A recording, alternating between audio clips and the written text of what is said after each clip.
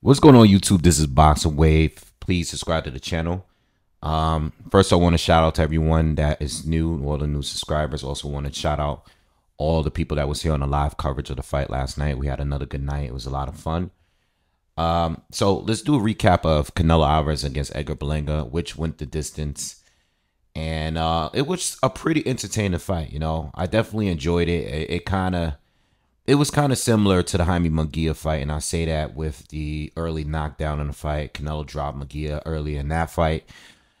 Canelo dropped Berlanga early in this fight. You know what I mean? And it was somewhat competitive. Like Canelo didn't just blow him away. I think like me and most people thought that Canelo was going to completely dominate him and stop him.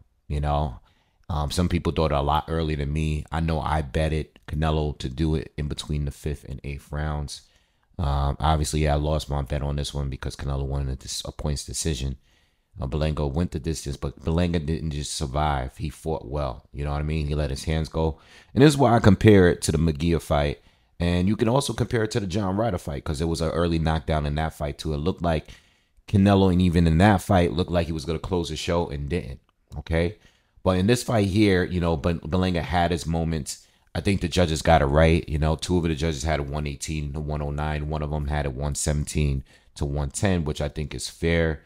I think the rounds that you can score for Berlanga is the second, the fourth, and the seventh. I think those are the rounds you could score from him.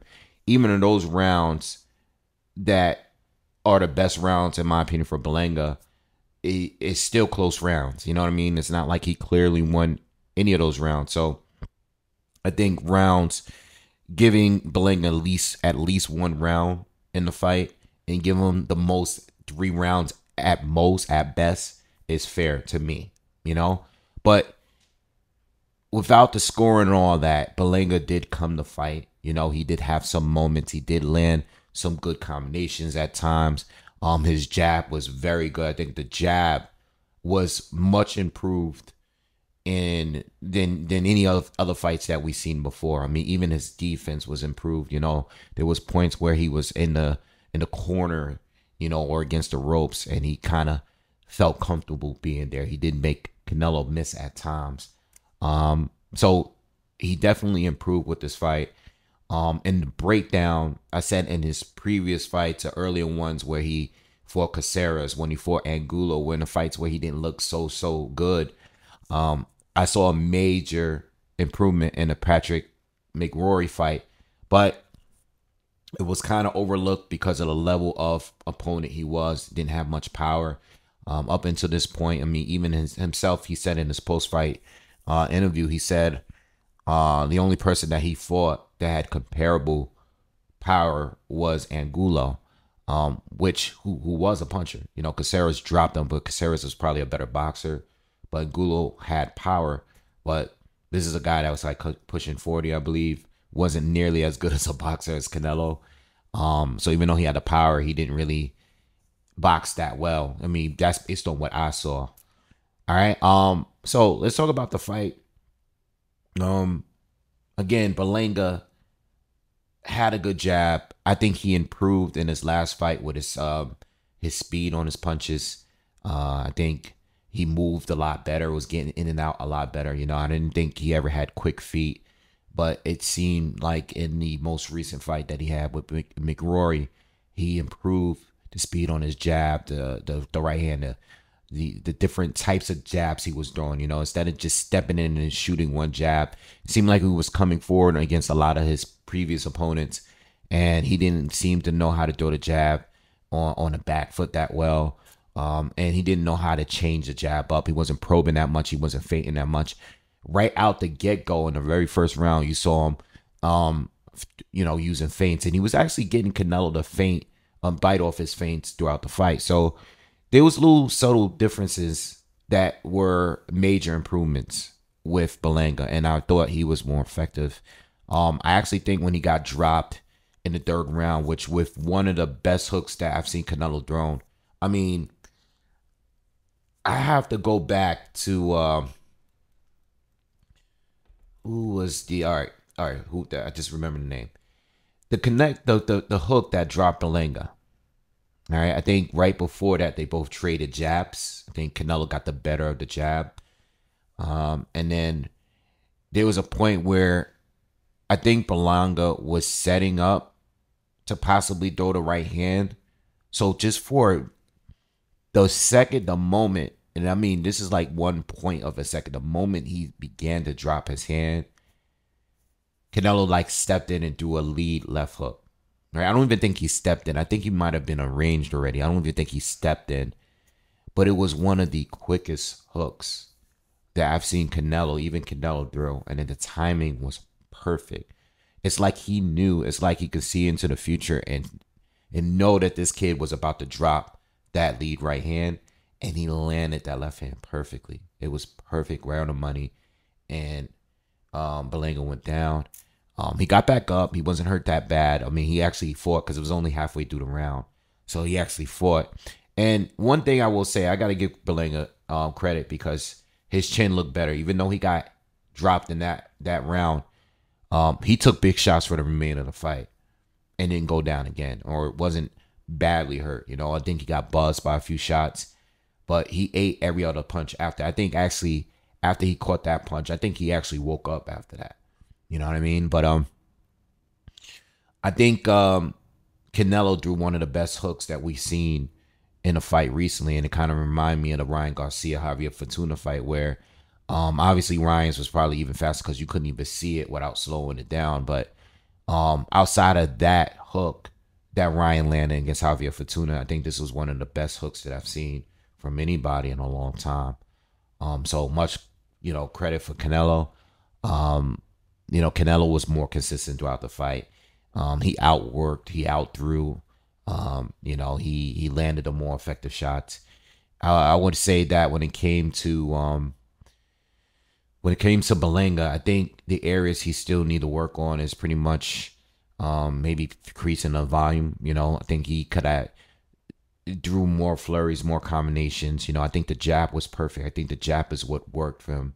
Because of the jab is what he gave Bivol a huge advantage over Canelo in that fight. But controlling distance was something that Bivol was able to achieve without, I think that's what sets apart him and everybody else that faced Canelo in recent years.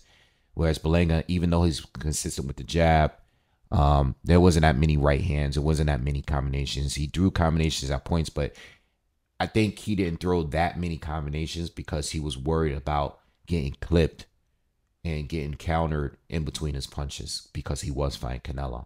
And I think, that's one thing that I brought up in a breakdown. I think anyone that did any kind of film study would see that Berlanga in the past had threw combinations that kind of left them open and get countered, and going against Canelo, who's one of the best counters in the sport, counter punchers in the sport. I think he didn't want to open up too much because he didn't want to get countered in between his punches. Canelo's chin is proven. So even though Berlanga does have power, Canelo's chin, he's been fighting punches for years. At the end of the day, I mean, the guy hasn't really been hurt. He's barely ever got hurt throughout his career. So I think Berlanga just played it smart and he boxed well. That was another thing in a breakdown. I said, even if he chooses to outthrow Canelo and try to use his size and tries to bully Canelo, he loses there because he's going to fall off a counter. And even if he tries to be the boxer puncher and limit his punches, he's going to get outboxed because Canelo's also the superior boxer at the same time. So those are the reason why I didn't think he would win. And he didn't win. Listen, he did better than most people expected him to, but he did fight well. He didn't almost win. Let me just make that clear. Just because, last night I enjoyed the fight. I was excited. There was some fouls in there and they both was roughing each other up during the breaks, low blows, rabbit punches, hitting behind the bell, all of that kind of stuff.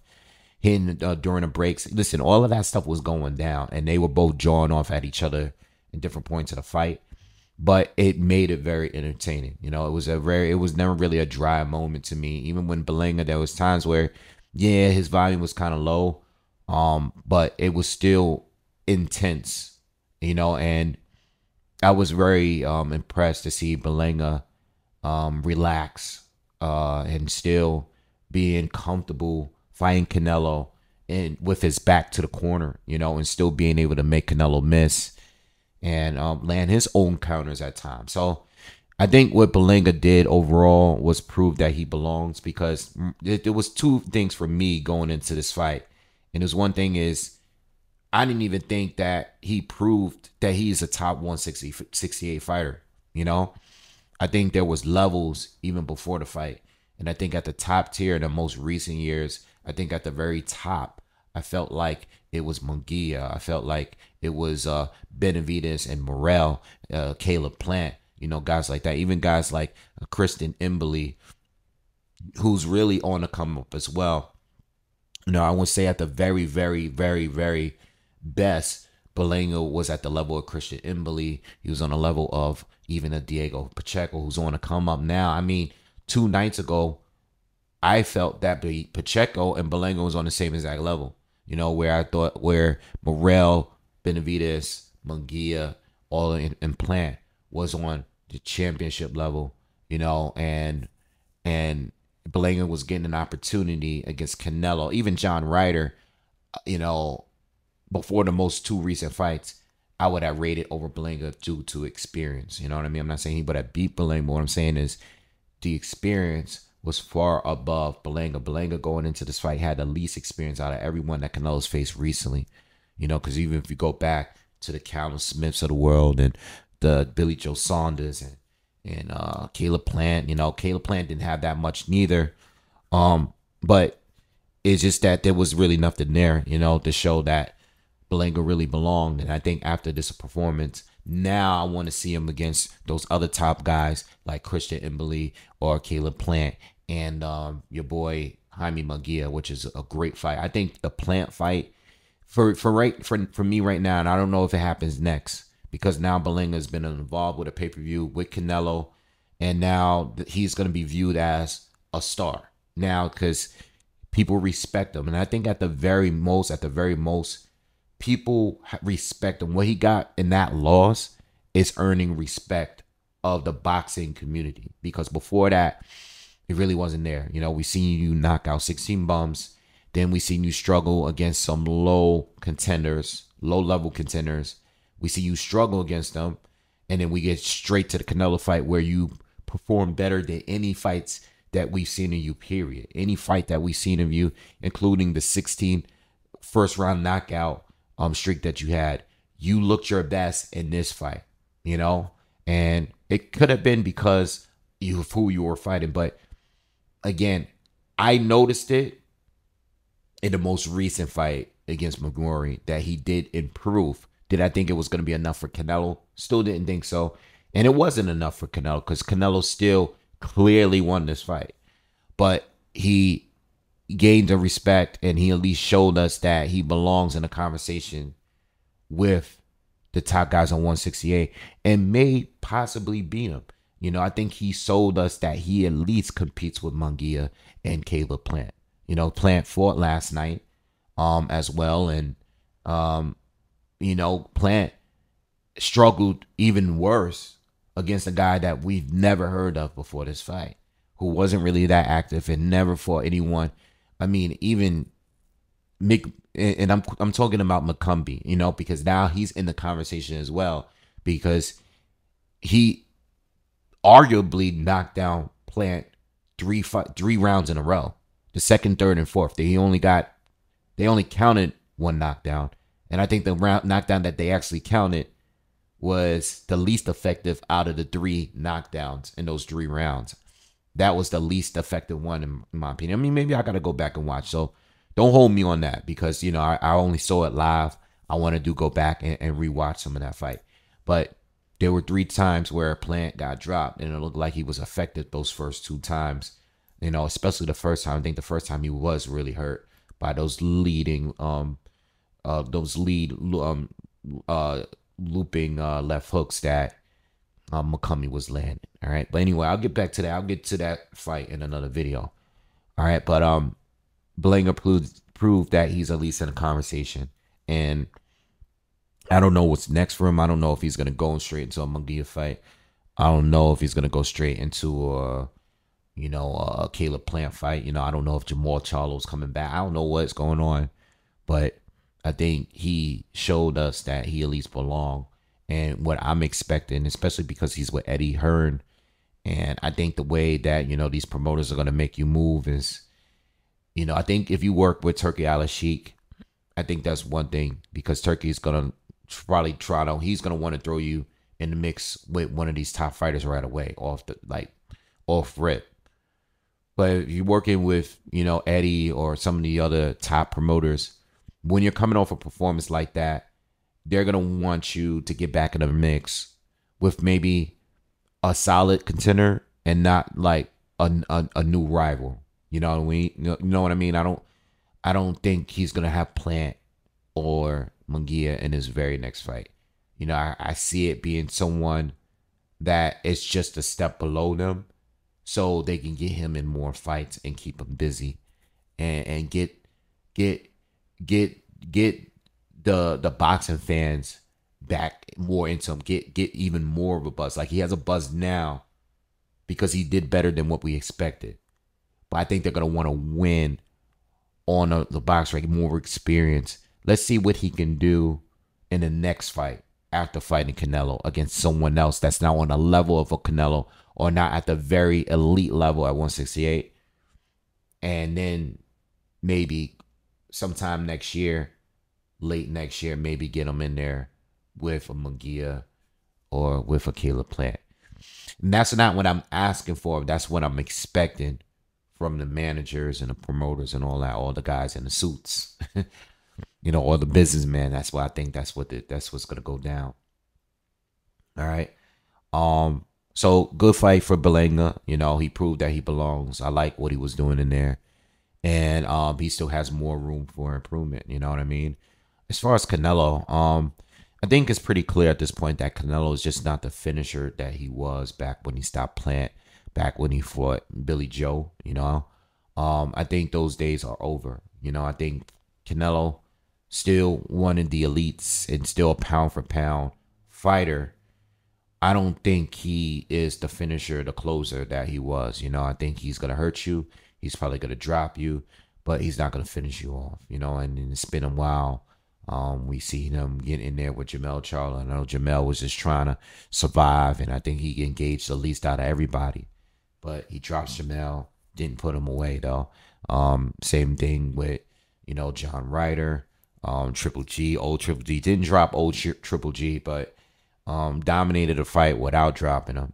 Triple G has a hell of a chin, so it is what it is. But Canelo against John Ryder dropped him, burnt out in the second half of the fight. Ryder picked up a couple rounds late. Same thing true with Triple G in the trilogy. Jamel Charlo drops him. Just couldn't put him away because Jamel just refused to engage.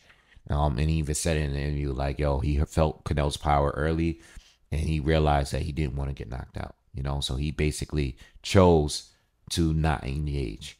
All right. And when you even go forward and you see the Hami Munguia fight, where he was able to drop him, but wasn't able to put him away. And some say that he carried the fight. And I think even in a recent interview, he said that he carried that fight as well. But this fight here, he didn't carry the fight. And he looked like he was ready to go. He was ready to go like full speed early in the fight. And he was able to drop Berlanga very early. And he just couldn't finish him off. Berlanga got dropped once. And Canelo didn't drop him at all again for the rest of the fight. So, I think it's safe to say that Canelo still fighting elite fighters at the division.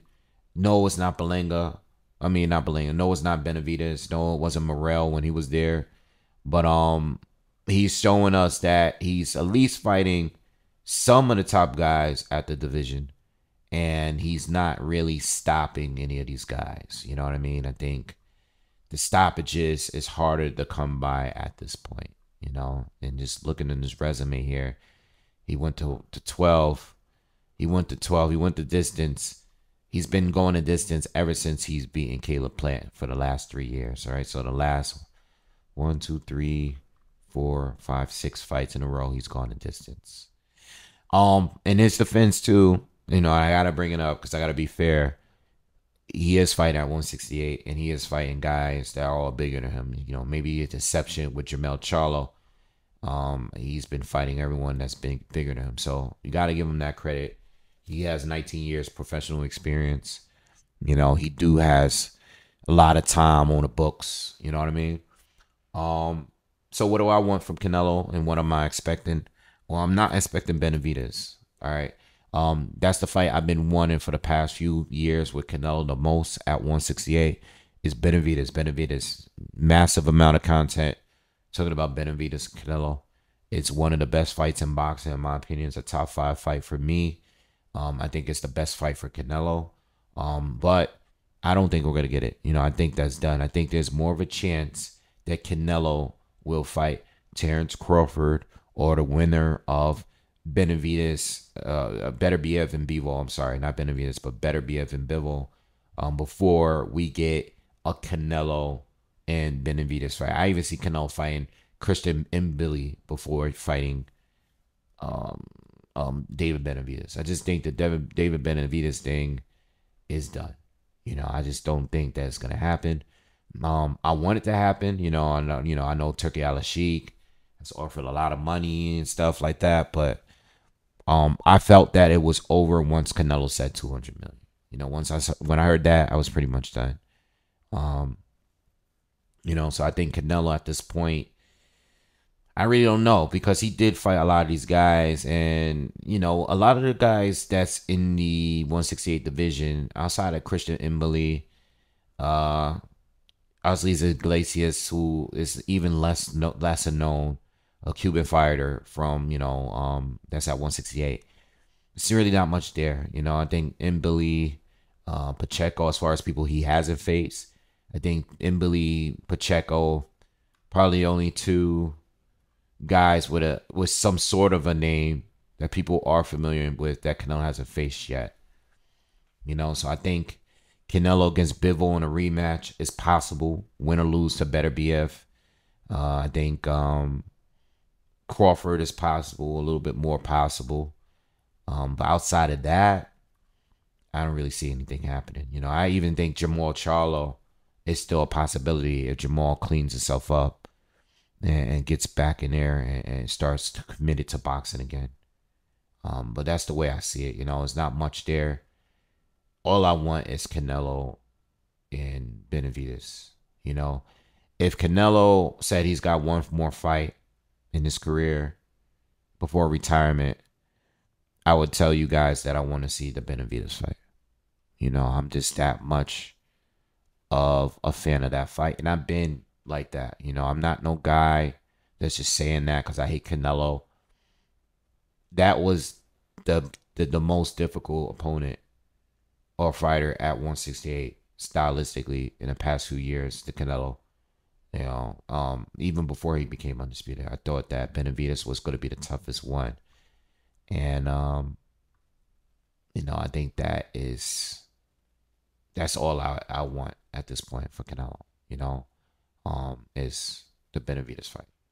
All right, so anyway, let me know what you guys think in the comments. Again, fight was very, very good. It was very entertaining, but it was still wide. You know what I mean? It was good. It was competitive.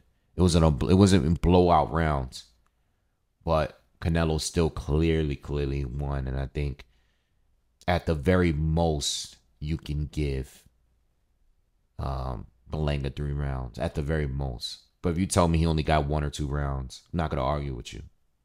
So that's why I thought the scorecards were fair. All right. Again, please subscribe to the channel. I'll see you guys on the next one. Yeah, have a good night. Peace.